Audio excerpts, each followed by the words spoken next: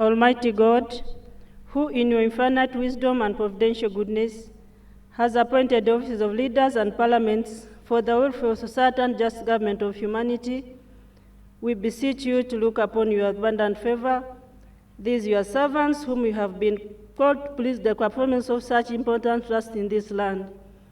Let your blessing descend upon them here assembled, and grant that they may, as in your presence, treat and consider all matters as shall come under their deliberation, in so just and faithful a manner, as promote and honor and glory, and advance the good of those whose interests you have committed to their church. Amen. Amen. I now want to invite the Minister of Finance, Planning and Economic Development to deliver the budget to the nation.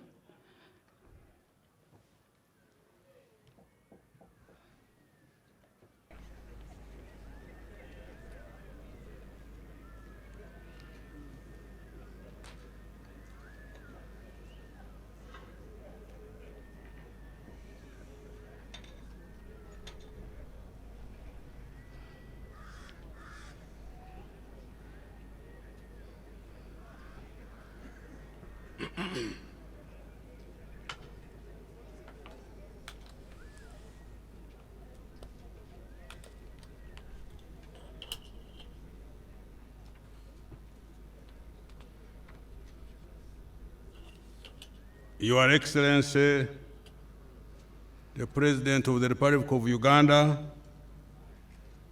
Your Excellency, the Vice President, Right Honorable Speaker of Parliament, Your Lordship, the Chief Justice, the Right Honorable Deputy Speaker of Parliament, Your Lordship, the Deputy Chief Justice, the Vice Chairman of the National Resistance Movement Party, the Honorable Prime Minister, the Honorable Leader of the Opposition in Parliament, Honorable Ministers, Honorable Members of Parliament, Your Excellencies, the Ambassadors and Heads of Diplomatic Missions, distinguished guests, ladies and gentlemen.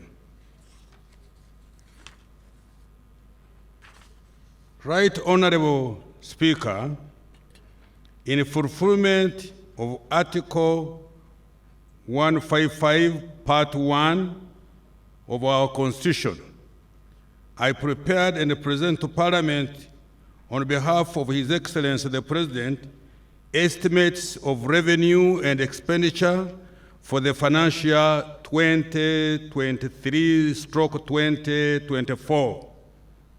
Parliament on Thursday, 18th of May 2023, approved this budget. My statement today highlights the budget as appropriated by this Parliament.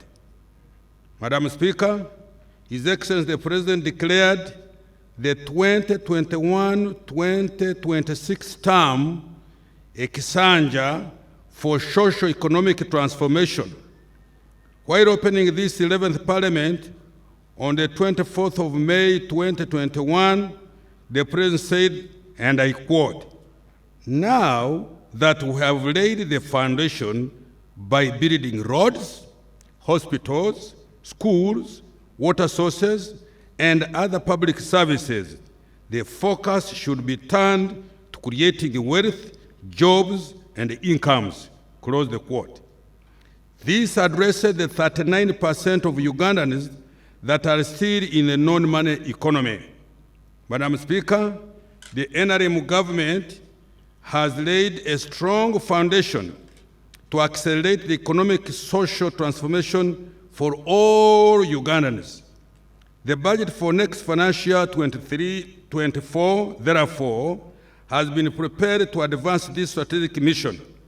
Consequently, the theme of the budget has been retained as full monetization of Uganda's economy through commercial agriculture, industrialization, expanding and broadening services, digital transformation, and market access.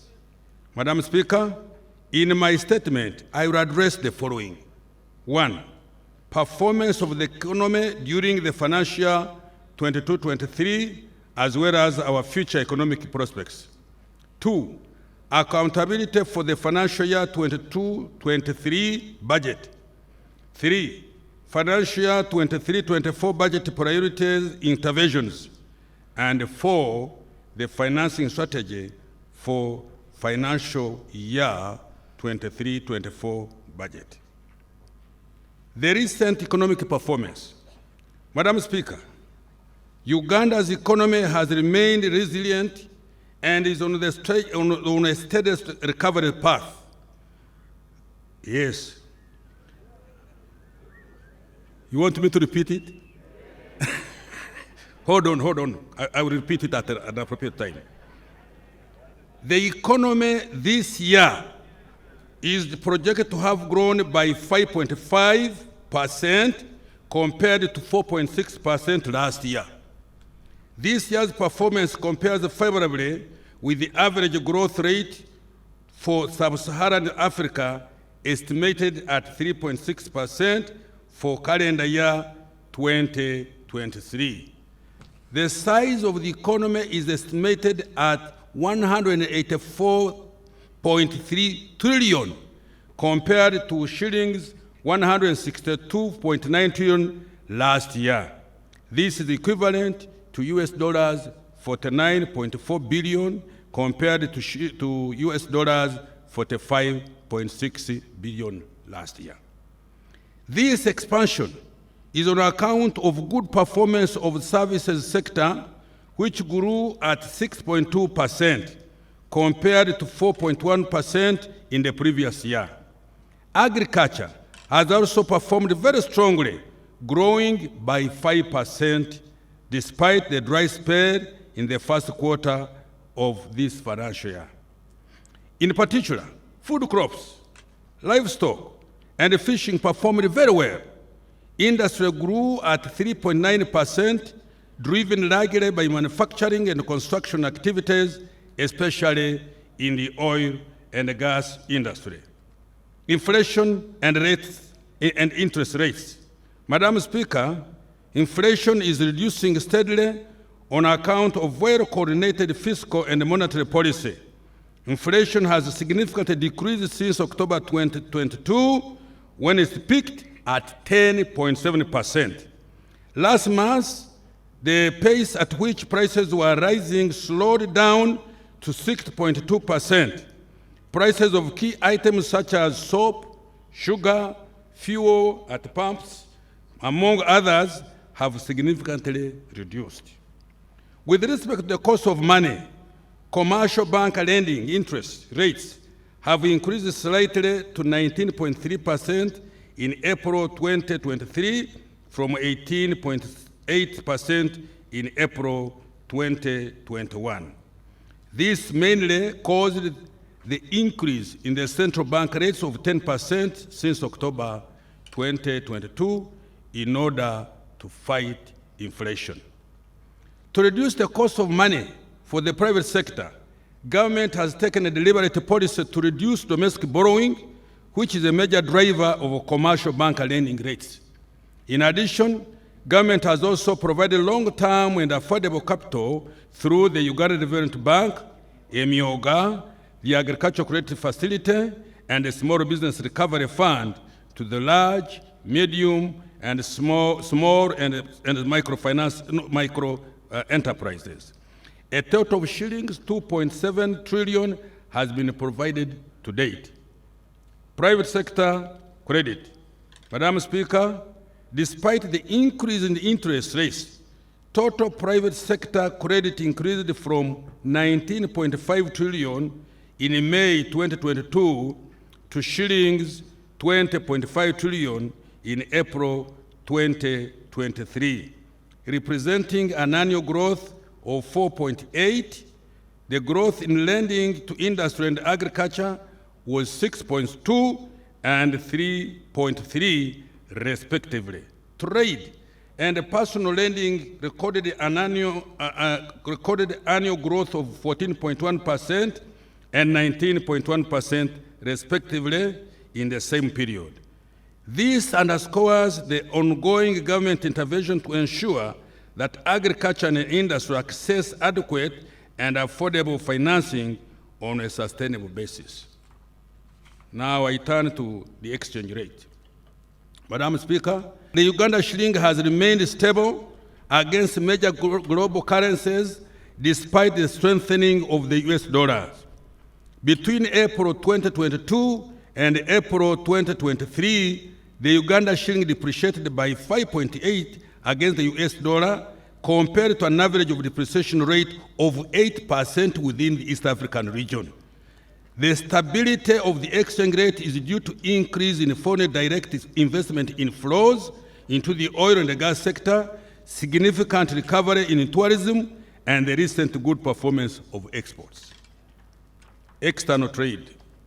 Madam Speaker, by April 2023, Uganda's exports of merchandise goods amounted to US dollars 4.2 billion compared to US dollars 3.1 billion over the same period over the previous financial year. This represents a 35.5% increase, mainly driven by an increase in exports of gold, coffee, fish, sugar, beans, maize, and light manufactured products to the regional market. The NRM government has provided support through different initiatives to boost exports. These include the provision of long-term and affordable capital, investment in transport infrastructure, and energy in particular, plus building industrial parks. These efforts have started yielding results. The manufactured exports have emerged as a major contributor to merchandise exports. For example, in the year 2022, Uganda exported sugar worth of $163 million, cement worth US dollars 87 million, plastics worth 61 million US dollars, soap 31 US dollars million, and beer worth US dollars 29 million. There were no exports of any of these items as recently as 2006. Thank you very much, but I need you to hear it louder so that this coming financial year we work harder like horses. By April 2023, we have recorded a traded surplus with our East African community trading partners of US dollars 1 billion. Tanzania remains the only East African trading partner where we recorded a bilateral trade deficit of US dollars 154 million. Our trade balance will be strengthened further as we continue to boost exports and enhance domestic manufacturing capacity to replace some imports. Now, foreign direct investment and remittances and tourism. Madam Speaker, foreign direct investment inflows to Uganda amounted to US dollars 1.5 billion by April 2023.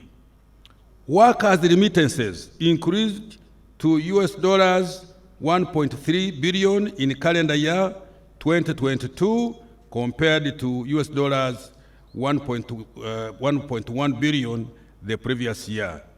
This helps to finance our foreign exchange requirements, such as imports and debt servicing.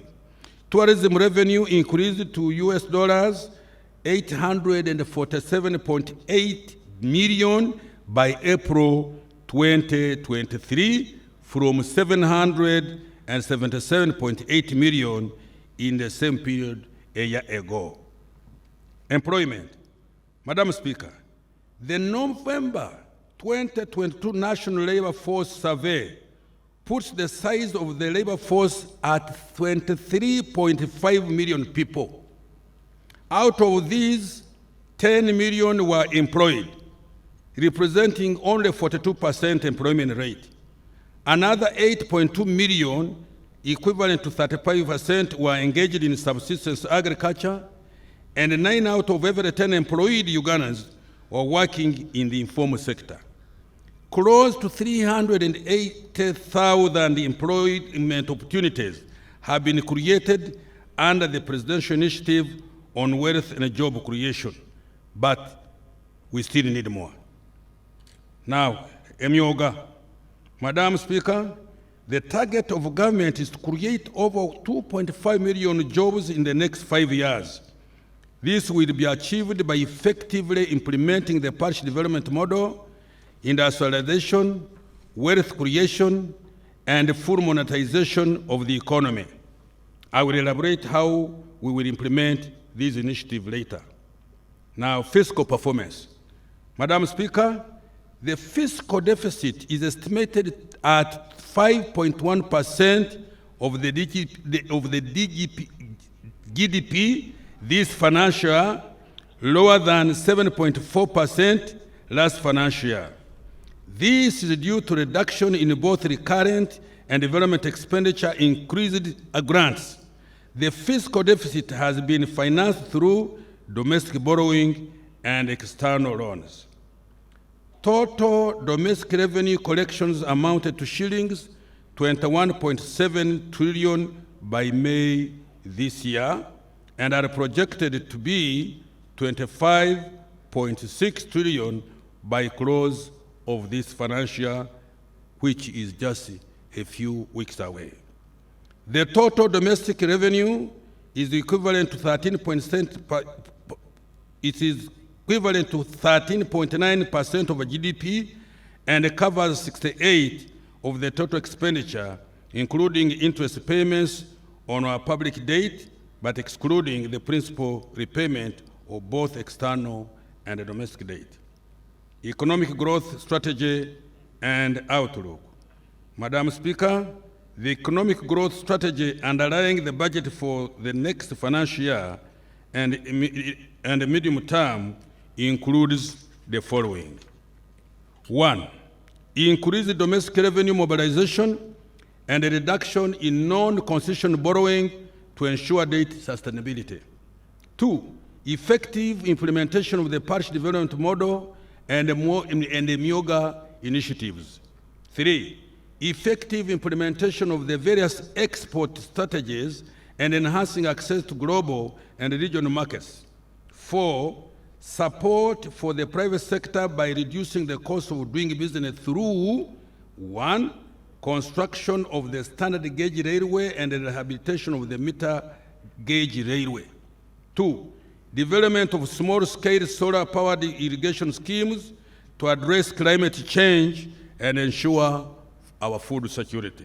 3, maintenance of both tarmac and murram roads. 4, continued investment in industrial parks and energy transmission lines. Provision of affordable credit for micro and small enterprises and lower-income groups through the Small Business Recovery Fund, a Myoga and Microfinance Support Center, and funding for the medium to large enterprise through the Uganda Development Bank.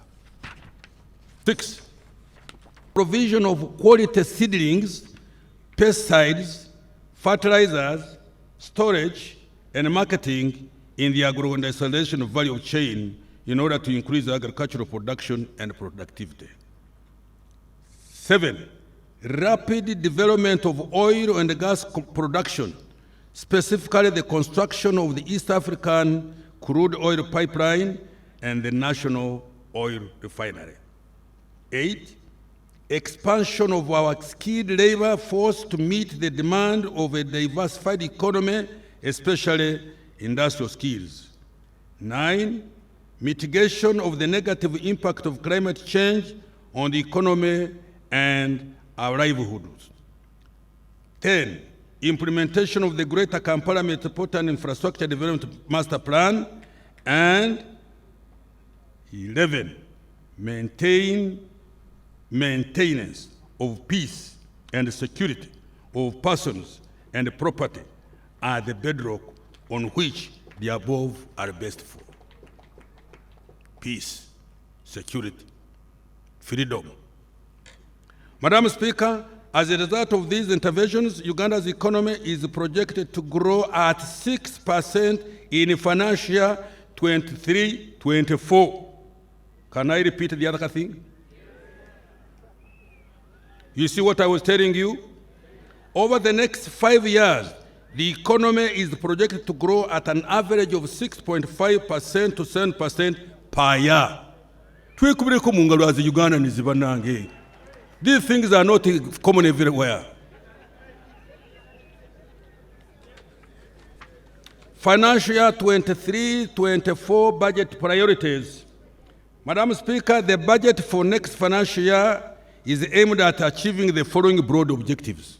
1, urgent completion of key public investments with higher multiplier effects on the attainment of NDP 3 targets and the NRM 2021-2026 manifesto. 2, enhance revenue mobilization and collections. 3, full-scale operationalization of the parish development model. And 4, enhance government efficiency and effectiveness through rationalization of public expenditure and the payroll and audit and so forth. Payroll audit and so forth. The key priorities funded to achieve these objectives are the following. 1, boosting household incomes and micro enterprises. 2, commercializing agriculture to enhance production and productivity and improve competitiveness of agricultural products. 3, supporting private sector growth. 4, investing in the people of Uganda. And I emphasize that one, investing in the people of Uganda. 5, improving the stock and the quality of infrastructure. 6, expediting implementation of strategic interventions in innovation, research and development, and the mineral, oil, and the gas industry. Madam Speaker, in order to effectively implement these strategic priorities, the government shall ensure peace and security, good governance, the rule of law as the bedrock for economic activities.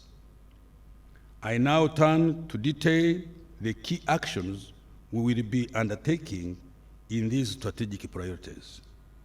Boosting household incomes and micro enterprises. Madam Speaker, the parish development model will boost household incomes as well as development of micro enterprises. Since the launch of the PDM in February 2022, a total of shillings 590.2 billion has been disbursed to all the 10,459 parishes nationwide, translating into shillings 50 million per parish. The balance will be disbursed by end of this month. Next financial year, the parish development model has been allocated 1.1 trillion Uganda shillings. The Myoga initiative will further boost household incomes and micro enterprises at parish and sub-county levels by directly funding parish and sub-county enterprise groups.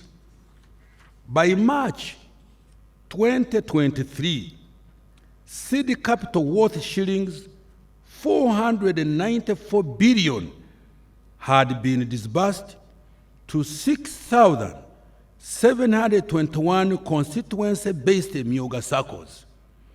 Over 600,000 individuals had successfully applied for credit from their parish-based associations. Nearly half, 46%, of these were women. Women are very persistent, I can tell you. And when they say they do something, they will do it. Youth, 25%, and the PWDs, 4%. These circles have also mobilized savings of shillings 78 billion and a further shillings 80 billion recovered from the loans given to the beneficiaries. Now, somebody said the Myoga is non-performing. He does not know what he's talking about. And I'm sorry for that type of person. This demonstrates the sustainability of the Myoga initiative. Next financial year, shillings 100 billion has been allocated to the Myoga initiative. Madam Speaker, in order to grow local enterprises, 19 skilling centers have been established across the country under the Presidential Industrial Hubs initiative. So far, 28,750 trainees have successfully completed training in skills programs, and 6,110 are undergoing training in various fields.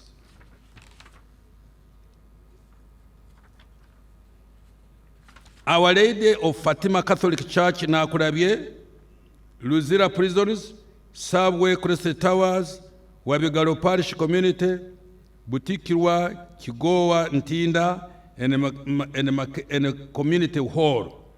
This support will continue over the medium term. Madam Speaker, shillings 60 billion has been allocated for skilling the youth in the next financial year.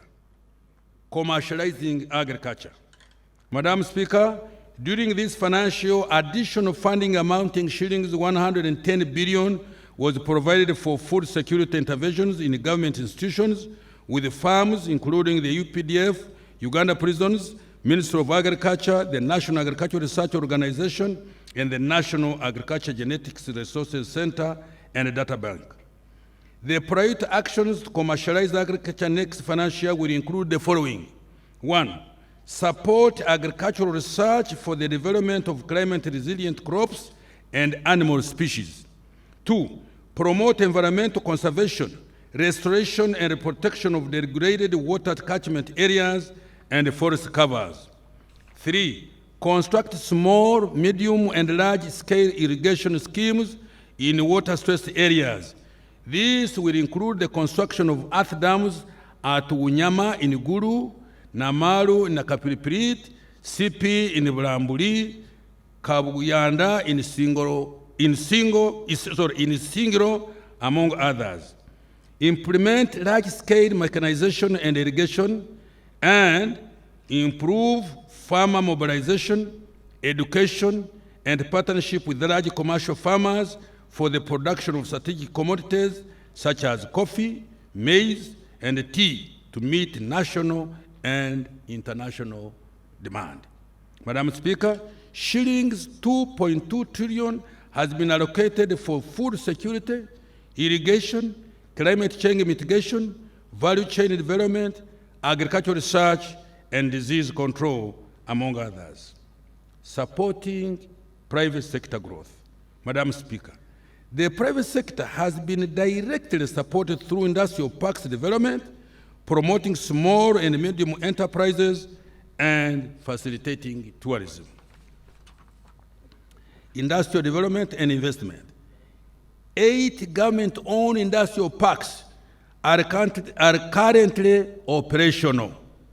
These are Namamve, Jinja, Bweyogerere, Mbale, Soroti, Mbarara, Kasese, and Ruzira. In addition, there are 3 industrial parks developed under the public-private partnership arrangement at Kapeka, Mukono, and Buikwe. Uganda Investment Authority has acquired 12 square miles for industrial development provided by various local governments in the 18 zones across our country. Uganda's global reputation as an investment destination has been boosted significantly in the recent past. Uganda has been named the #1 investment destination in East Africa by the AIM Global 2023 Abu Dhabi. In addition, our country has been ranked among the top 10 African countries for the best investment destination in Africa by the African Development Bank. It is now also ranked first in East Africa for capital market growth by Absa Bank. We are moving. Small and medium enterprises. Madam Speaker, these SMEs in manufacturing and export sectors will be supported by $20 million from World Bank Investment for Industrial Transformation and Employment Project, which we abbreviate as INVITE, that will provide grants and a concession credit to qualifying SMEs. These SMEs will access new and innovative financing products with long-term financing of up to 15 years. This intervention aims at increasing Uganda's manufactured export products, generate direct and indirect jobs for more than 200,000 workers, and safeguard existing jobs for 530,000 workers. Madam Speaker, an allocation of shillings 209.3 billion has been provided through the INVITE project for next financial year. Now I turn to tourism.